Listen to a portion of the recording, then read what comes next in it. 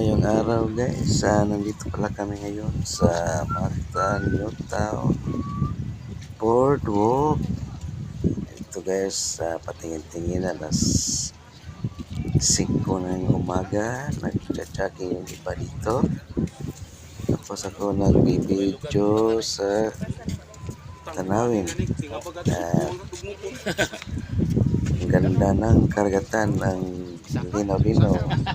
Medyo makulim din pala ngayon guys. Walang araw, hindi pa lumalabas si Haring Araw.